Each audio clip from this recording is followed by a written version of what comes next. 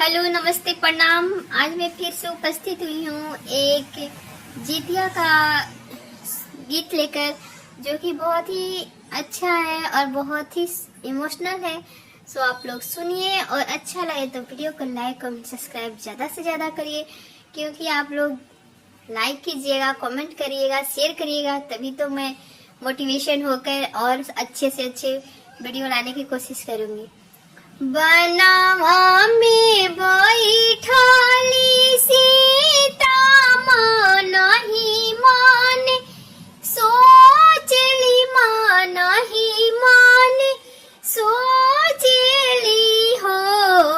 बनवा में बैठली सीता नहीं माने, सोचली माँ नहीं माने, सोचली हो। सखिया आजू हवे जितिया के परबिया, कवन विधि भूखब हो। सखिया आजू हवे जितिया के परबिया, कवन विधि भूखब हो। मोरो पोखरा खो नहीं है घाटा बांधा, वही है घाटा बांधा, वही है हो।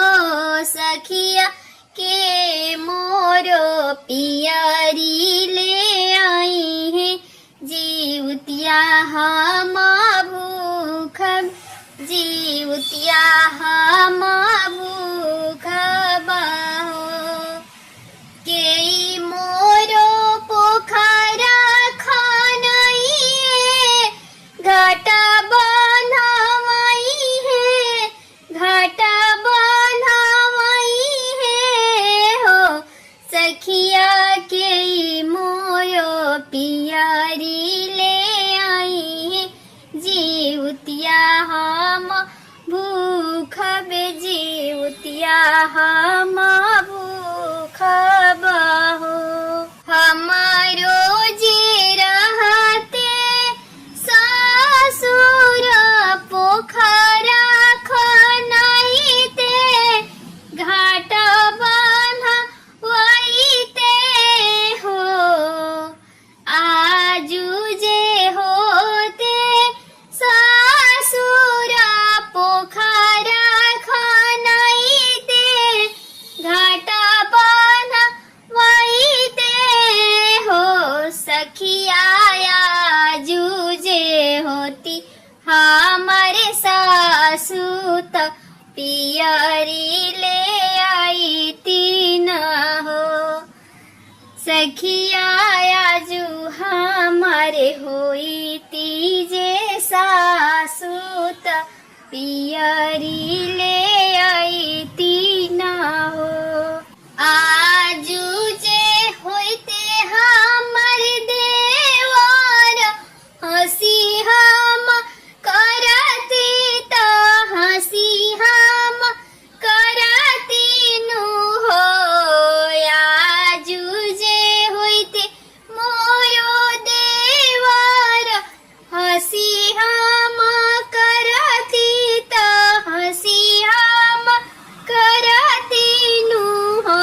सखिया आजू जे होते मोरो सैया मन, मोरो हर्षित होते हो। सखिया आजू जे होते मोरो सैया मन, आनंद होई जैते हो।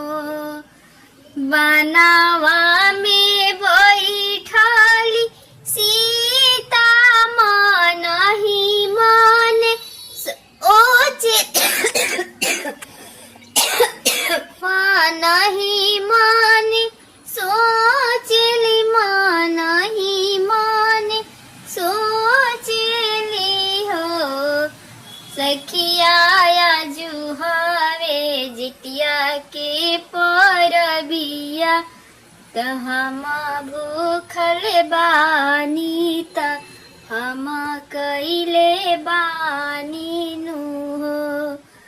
सखिया आजू हवे जितिया के दिनावा कवन विधि भूखब कवन विधि भूखब हो।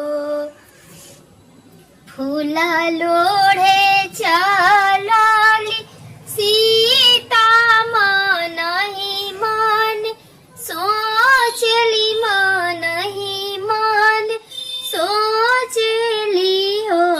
सखिया कोना विधि करब पूजावा जीवतिया के तिनवानु हो।